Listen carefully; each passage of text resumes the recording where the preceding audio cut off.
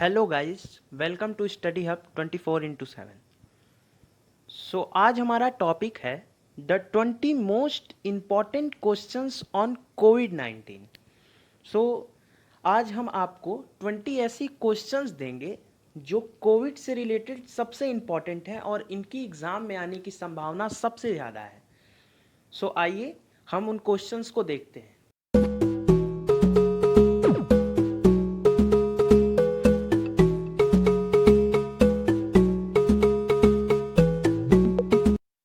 What is corona virus?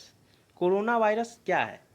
तो corona virus is a large family of viruses. ये क्या है? लार्ज फैमिली है वायरसेस का, और ये नीडो वायरस से बिलोंग करता है।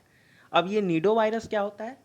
नीडो वायरस आरएनए से रिलेटेड है। आरएनए को ये लोग बिलोंग करते हैं और ये किसी भी चीज को इन्फेक्ट कर सकते हैं, किसी भी वेजिटेबल को, किसी भी मैमल को, बर्ड्स को, ह्यूमंस को, ये सभी प्रकार के जीव जंतु को इन्फेक्ट करते हैं। Second question is from where corona virus got its name? Corona virus अपना नाम कहाँ से पाया है? इसका आंसर है due to crown like projection. Crown like projection की वजह से ये अपना नाम पाया। मतलब कोरोना का मतलब ही होता है लैटिन वर्ड में क्राउन। अगर आप माइक्रोस्कोप से इसको देखते हैं कोरोना वायरस को, तो ये कुछ इस प्रकार से दिखता है। देखिए, कोरोना क्राउन लाइक मतलब क्राउन की तरह दिख रहा है। इस वजह से इसका नाम क्या पड़ा? Corona virus. Third question, corona virus were first identified in which decade? मतलब कोरोना वायरस जैसी बीमारियां सबसे पहले किस दशक में पाई गई थी? तो वो 1960 था। 1960 के दशक में सबसे पहली ऐसी बीमारियां पाई जाने लगी। How many types of corona virus are there? Corona virus कितने प्रकार के होते हैं? 7 टाइप्स। ये कुछ इस तरह होते हैं: SARS, Ebola, H1N1, Middle East respiratory syndrome, इसको मर्स भी कहते हैं। मर्स कोरोना वायरस फिर आया, फिर इन्फा, और फिर उसके बाद इबोला वायरस आया था। ये 7 टाइप्स के कोरोना वायरस होते हैं। अब आते हैं फिफ्थ क्वेश्चन पे। The first case of novel corona virus was identified in? पहला नोवल कोरोना वायरस कहाँ पे आइडेंटिफाई किया गया था? तो ये आंसर सबको पता होना चाहिए। वुहान शहर में, चाइना के वुहान शहर से कोरोना वायरस निकला था। Sixth question, the first death due to corona virus occurred in which state of India? India में सबसे पहली डेथ किस स्टेट में हुई थी? तो वो कर्नाटका है। Seventh question, the first death due to corona virus in USA was reported in which state? USA में कहाँ पे रिकॉर्ड की गई थी पहली डेथ? वो था Washington. Eighth question, in which age group the covid spreads? तो कोविड-19 किस एज ग्रुप में फैलता है? तो ये जनरली हर एज ग्रुप में फैलता है, लेकिन एम्स के अकॉर्डिंग सबसे ज़्यादा ये चिल्ड्रंस और ओल्डेस्ट पर्सन में सबसे बुरे तरह से प्रभावित करता है। ये कुछ मैंने ग्राफ भी लगाए हैं जिसकी वजह से आप देख रहे हैं कि यहाँ बच्चों से लेके एजेड पीपल तक के सभी लोगों में कोरोना वायरस पाया जा रहा है।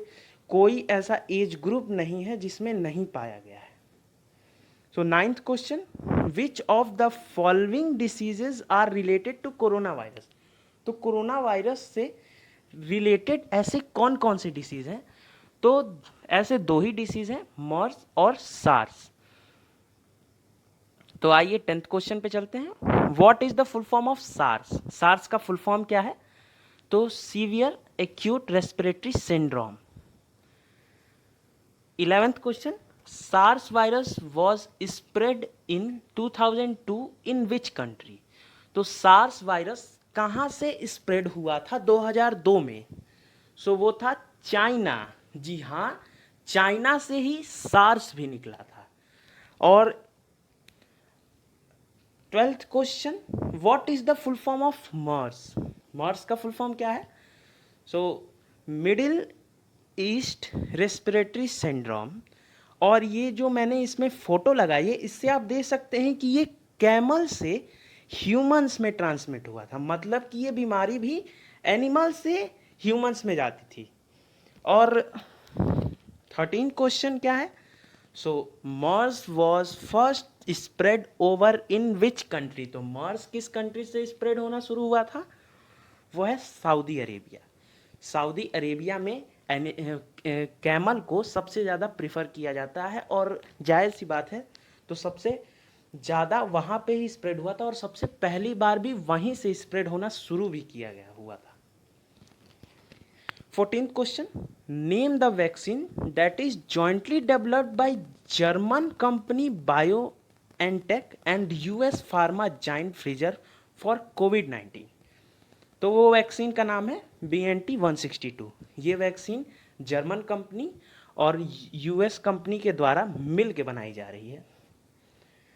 15th question, world health organisation on 11th February 2020 announced an official name for the disease that is causing the 2019 novel coronavirus outbreak।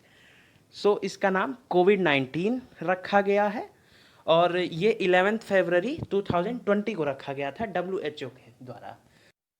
So 16th question, Thailand announce that it has proceeded to test its novel virus corona virus vaccine on which animal और bird? तो Thailand monkeys पे अपने vaccine की testing कर रहा है। 17th question, in a study which cell are found in COVID-19 patient bought well for long term immunity। तो bought well का मतलब होता है अच्छी तरह से। तो कोविड-19 पेशेंट्स में एक सेल पाया जा रहा है जो लॉन्ग टर्म इम्यूनिटी बना रहा है। वो सेल क्या, कौन सा है? T cell. टी सेल एक ऐसा सेल होता है जो किसी भी बीमारी से, किसी भी वायरस से हमें लड़ने की क्षमता देता है, लेकिन अभी तक ये क्लियर नहीं हुआ है कि ये सार्स और कोरोना वायरस जैसी बीमारियों से भी लड़ सकता है। 18th question, name a clinical trial in which blood is transferred from recovered कोविड-19 patient to a corona virus patient who is in critical condition. तो ये एक क्लिनिकल ट्रायल चलाया गया था जिसमें कोविड-19 पेशेंट्स के ब्लड जो रिकवर हो चुके थे उनके ब्लड लेके कोरोना वायरस पेशेंट्स में डाले जा रहे थे जो क्रिटिकल कंडीशन में थे। तो इस थेरेपी का नाम था प्लाज्मा थेरेपी।